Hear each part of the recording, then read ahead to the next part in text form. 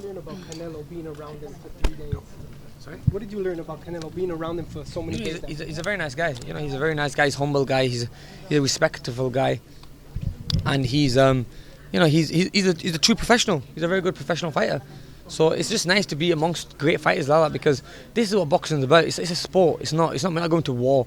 It's a sport, and he's just nice to be, down to earth and respectful to me and my team, and I've done the same. When you face off with him, what do you see in his eyes?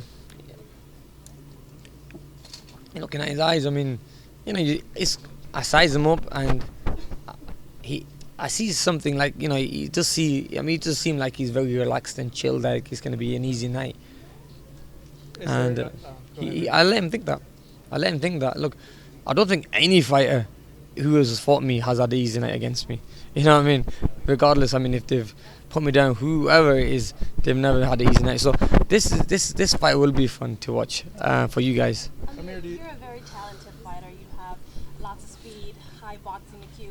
You're moving up 2 weight classes. How do you rate your power? I think it's about 1 really, because it's only 155. So if it was 160, then I think I would have probably taken the fight. But 160 is a very high weight. So, but it's classed as the 160 pounds division. Now, I kill myself making 147, and by killing yourself, I put guys down in sparring. I hurt my sparring partners, even though they have head guards on, we have bigger gloves on. I still hurt people because that power always stays with me. I hit a lot harder, but once I have to drop the last by 8 to 10 pounds, I just lose that power. I lose that pop in my punches, and you can see, like, since my body's grown and I've got bigger, like, and I kill myself making the weight, I've never really hurt most of my opponents, because they take the punches, the speed is there, but they never really get hurt. Whereas in the early days, I was knocking people out, had a really good knockout percentage. So I think, you just never know that this weight may be an ideal weight for me, where I hold the power. And, I've got the height, I've got the reach, I'm a very big. And if someone saw me, they would expect me to be a light middleweight anyway. This fight literally is a light middleweight fight.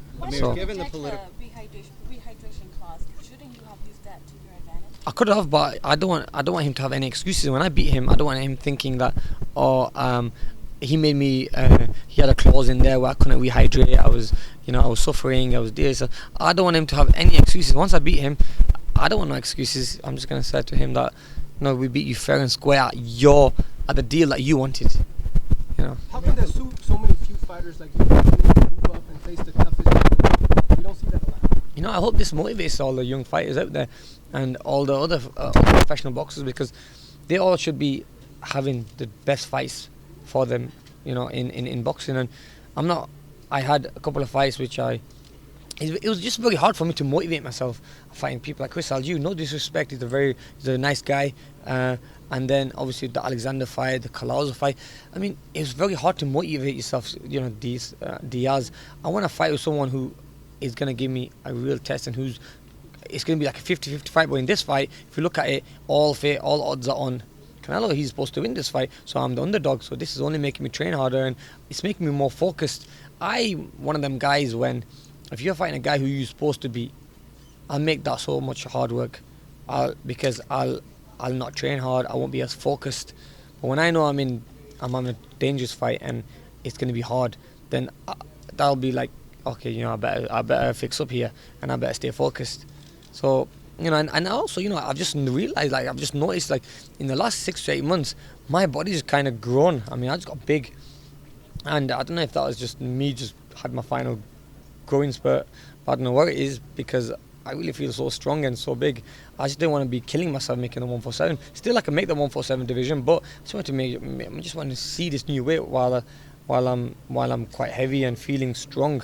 I've been doing a lot of conditioning, and this would be an ideal fight for me, especially against someone who is, like, in my opinion, one of the best pound for pound boxers in the world.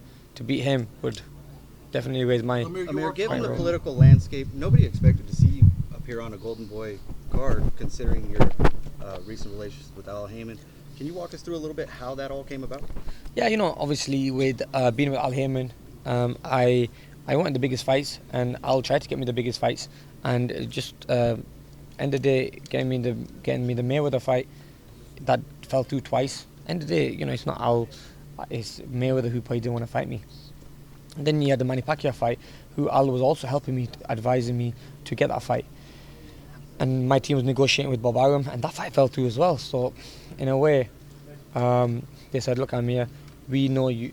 In a way, we owe you a big fight." And they do feel for me. Look, there's other fights out there, like the Garcia fight I would like to have, and there's so many big fights there. It just doesn't seem to be working for me. And then this opportunity come where I've been working with Golden Boy a couple of years ago. I had my first contract with them when I moved to America, and I said to Al, look, I think Golden Boy have a huge opportunity for me to face Canelo, and I want to really take that fight. And Al Haymon was okay with it. He said, that's fine. Look, end of the day, what I like about Al Haymon is he thinks about the fighter. And he thought about me this time and said, look, Amir, you should go and take that fight. And if he didn't believe in me, and if he didn't think I have the tools to win this fight, then I don't think I would have got this fight, or I would have took it. But because I believe in it, and he believes in it, and my team believe in it, that's why I'm taking it. I'm not taking it for. I make good money fighting other names, and I can still make good money fighting other names. Or fighting in the UK. I have a huge fight there in the UK. I got to take. I'm not taking this fight for anything, but because I can win this fight and become one of the top pound-for-pound fighters, and I know I can win this fight. Do you think with making this fight that we could potentially be seeing the end of the Cold War in boxing? Yeah, the Cold War between who? Oh, Golden Boy and. Oh. No, bro. Look, I think all promoters should be working together, because the only people who are missing out on this is the fighters. The fighters are the ones who don't get the fights they want, and I think by now me taking this fight will break the barriers and make people say to their promoters, look, I want to fight this guy even though he's with a different promotion company. But look, it didn't work for me when I wanted to fight Manny Pacquiao. We were speaking to Michael Collins and the Pacquiao team, they were up for it. But it seemed to me Bob Arum was up for it. And then how can Bob Arum say to you guys that Amir ain't gonna,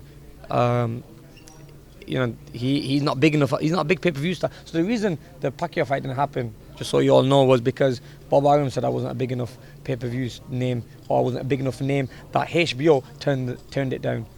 Well, do you believe that? You're definitely a big pay-per-view here. No, not in that. But you know what I'd like to say is that I know Bradley's fighting against Manny Pacquiao. Manny Pacquiao fight is going to be on pay-per-view, isn't it? A month before mine. I just want you to compare the pay-per-view numbers on mine and Pacquiao's fight. So we'll see who is the pay-per-view, who is the big name in the pay-per-view, which fight is the biggest fight. Amir, you are the taller and you are the